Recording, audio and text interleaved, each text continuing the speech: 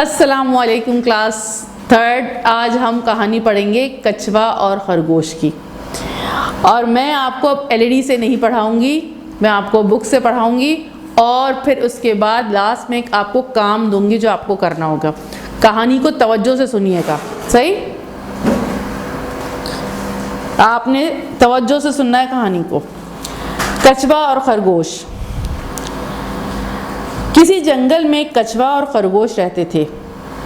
एक दिन खरगोश ने कछुए के आहिस्ता चलने का मजाक उड़ाया और कहा, तुम तो बहुत सुस्त हो, मुझे देखो मैं कितना चाको चौबंद और तेज हूं।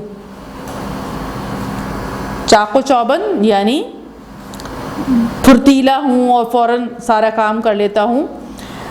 चलो क्यों ना हम दौड़ का मुकाबला करें। कछुआ आहिस्ता चलता था मगर बहुत मेहनती था।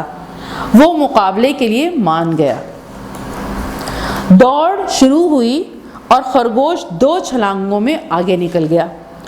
उसने सोचा, मैं तो आसानी से ये दौड़ जीत लूंगा, चलो कुछ देर आराम कर लूं। ये सोचकर खरगोश एक दरख्त के नीचे लेट गया। उसकी आंख लग गई और वो सो गया, जबकि कछुआ अपनी चाल चलता आगे बढ़ता रहा। खरगोश सोकर उठा और दोबारा दौड़ने लगा, लेकिन ये क्या, कछुआ तो दौड़ जीत चुका था। खरगोश को अपनी बेवकूफ़ी पर बहुत अफसोस हुआ।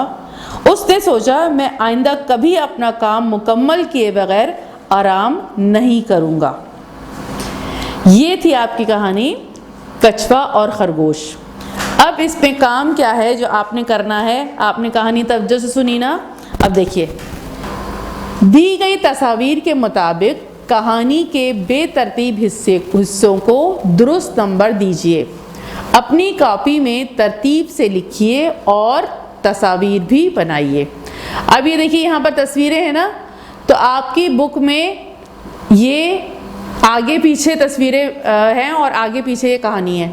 आपने पूरे कहानी को तरतीब से करना होगा।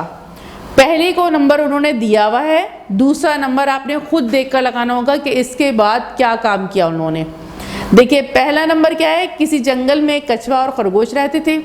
एक दिन खरगोश ने कछुए के आहिस्ता चलने का मजाक उड़ाया और कहा, तुम तो बहुत सुस्त हो, मुझे देखो मैं कितना चाको चौबंद और तेज हूँ। चलो क्यों ना हम दौड़ का मुकाबला करें। कछुआ आहिस्ता चलता था मगर बहुत मेहनती था।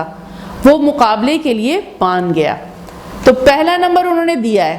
अब आपने बाकी सारे आगे पीछे किए हुए हैं, बाकी आपने खुद लगाने होंगे। आपने खुद देखना होगा कि कौन सा किसके बाद आएगा। अब पहला नंबर मैंने आपको बता दिया, उन्होंने पहला नंबर डाल के दिया है। अब आपने दोनों सफ़ों की अच्छी तरीके से पढ़ना है। दोनों सफ़ों पर जो कहानी के जुमले लिखे हुए हैं, और आपने देखना है कि दूसरे नंबर पर कौन से जुमले आएंगे, तीसरे पे कौन से आएंगे और चौथे पे कौन से आएंगे। तो साइड में जो नंबर पड़ा हुआ है ना, जो मैंने सर्कल आपको दिखाया था, तो वहीं पर आपने क्या करने होंगे, नंबर डालने होंगे। अब 2, 3 और 4 आपने खुद डालना है। और उसके बाद जब आपकी कहानी बुक पर तरतीब आ जाए, फिर उसके बाद उसे अपनी कॉपी में फेयर करके लिखना है, साफ़ सुथरा करके और तरतीब के साथ। और फिर वहाँ पर तस्वीरें भी लगानी है, सही? तो ये आपने काम करना होगा। अब आप इसके सवाल जवाब की तरफ आते हैं और अब हम इसमें देखेंगे कि सवालात के जवाबात दिए कैसे जाते हैं। जवाब लिखना आप जो है वो सीखेंगे। आपकी किताब में भी होते हैं और आपने थोड़े बहुत सेंटेंसेस से खुद सेटिंग करनी होती है, और कुछ हिस्सा जो है वो आपके सवाल में से ही आ रहा होता है। अभी देखिए, मैं आपको बताती हूँ कि किस तरह आपने जवाबात लिखने होंगे। पहला सवाल क्या है? इस कहानी के किरदारों के नाम लिखिए। तो मुश्किल नहीं है ना। अब इसमें क्या है कि इसमें थोड़ा सा हिस्सा आपका सवाल में से ही आ रहा है। इस कहानी के किरदारों के नाम अब क्या हैं? वो दोनों नाम लिखने होंगे आपने। क्या हैं? कछुआ और खरगोश हैं। वो दोनों किरदार कहाँ रहते थे? अब हमने उसमें पढ़ा था ना, वो कहाँ रहते हैं। हमने पढ़ा था किसी जंगल में कछुआ और खरगोश रहते थे। तो कहाँ रहते थे वो जगह बताई है ना। तो आपने उसी अंदाज में लिखना होगा वो दोनों। अब किरदार लिखने की ज़रूरत नहीं है क्योंकि किरदारों के नाम आपने लिख दिए हैं। वो दोनों अब कहाँ की जगह आप क्या लिखेंगे? जंगल में रहते थे। देखिए किस तरह जवाब लिखते हैं, आ रहा है ना लिखना। उसके बाद नंबर 2 देखिए, खरगोश ने कछुए की किस बात का मजाक उड़ाया? किस बात का मजाक उड़ाया था? दिमाग में भी होगा आपके। पहले सफ़ा देखिए, पहले सफ़े पे क्या है? खरगोश ने कछुए के आहिस्ता चलने का मजाक उड़ाया था। तो सवाल क्या है?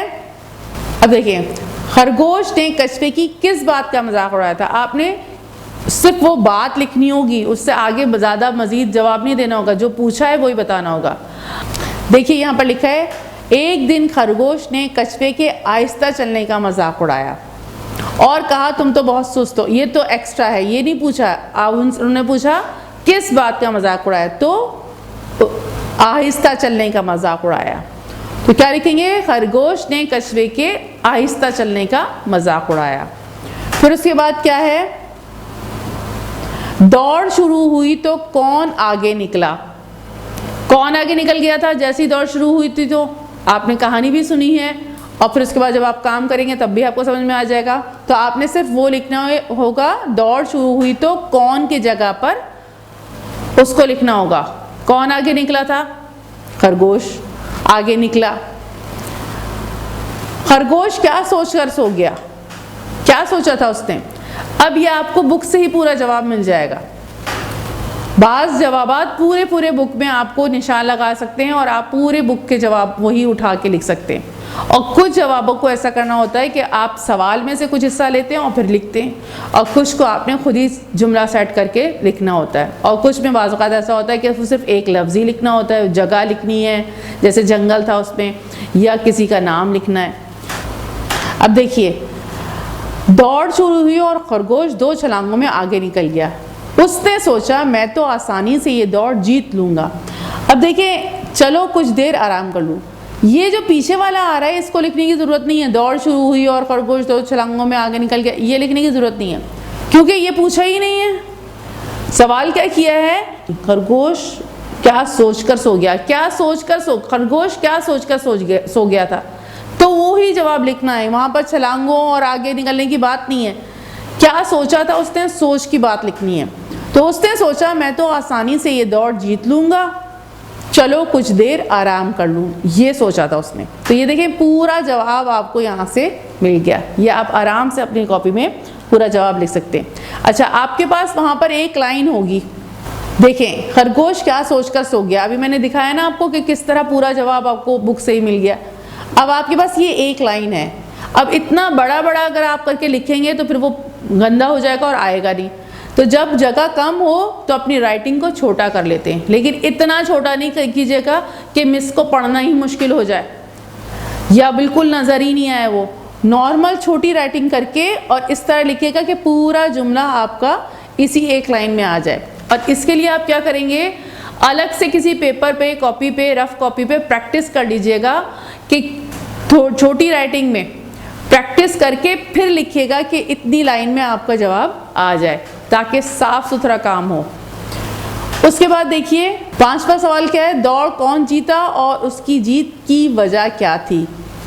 अब देखिए, कौन जीता था दौड़, ये तो सिर्फ और सिर्फ आपको क्या है, कौन की जगह पर उसको लिखना होगा। कौन जीता था दौड़? दौड़ कछुआ जीता, और उसकी जीत की वजह क्या थी? जीत की वजह क्या थी? हमने पीछे क्या पढ़ा था? कछुआ आहिस्ता चलता था मगर बहुत मेहनती था। तो क्या है कि कौन जीता था? दौड़ कछुआ जीता था। दौड़ कछुआ जीता और उसकी जीत की वजह क्या थी? मेहनत थी। अब इसका जवाब आप किस तरीके से लिखेंगे? कछुआ दौड़ जीत गया क्योंकि वो, वजह क्या थी? तो वजह के लिए आपने अपने जवाब में क्या लिखना होगा? क्योंकि वो मेहनती था। सही। उसके बाद क्या है? खरगोश को किस बात पर अफसोस हुआ और उसने क्या सोचा? अब ये देखिए, खरगोश सोकर उठा और दोबारा दौड़ने लगा, लेकिन ये क्या, कछुआ तो दौड़ जीत चुका था। खरगोश को अपनी बेवकूफ़ी पर बहुत अफसोस हुआ। उसने सोचा मैं आइंदा कभी अपना काम मुकम्मल किए बगैर आराम नहीं करूँगा। अब देखिए, इसमें जो अफसोस वाली बात है ना वो आप पूरी लेंगे, पीछे वाली बात पूछी ही नहीं है तो वो आप नहीं लेंगे। उसने हम सवाल तो ये है ना कि उसको किस बात पर अफसोस हुआ और फिर उसने क्या सोचा। तो खरगोश को अपनी बेवकूफ़ी पर बहुत अफसोस हुआ, यहाँ से इसका जवाब शुरू होगा। उसने सोचा मैं आइंदा कभी अपना काम मुकम्मल किए बगैर आराम नहीं करूँगा। ये जवाब आपको पूरा पूरा बुक से मिल गया।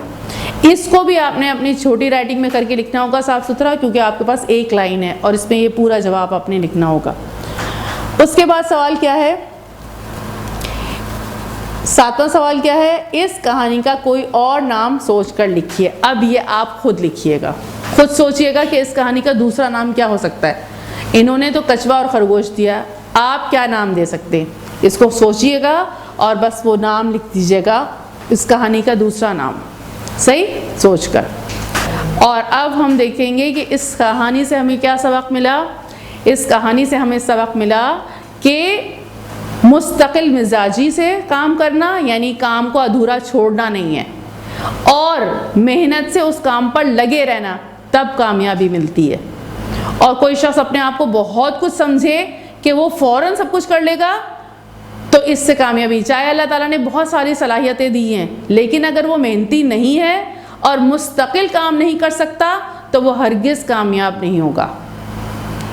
जो मेहनत करता है और मुस्तकिल काम करता है वही कामयाब होता है। तो इस कहानी से हमें ये सबक मिला, और अब आपने भी अपने अंदर ये चीज़ पैदा करनी है कि आप मुस्तकिल काम करने वाले, मुकम्मल तौर पर सही तरीके से पूरा काम मुकम्मल करने वाले और सारा साल पढ़ने वाले बनेंगे तो आप कामयाब हो सकते हैं और मेहनती बने। अस्सलामु अलैकुम व रहमतुल्लाहि व बरकातुहू।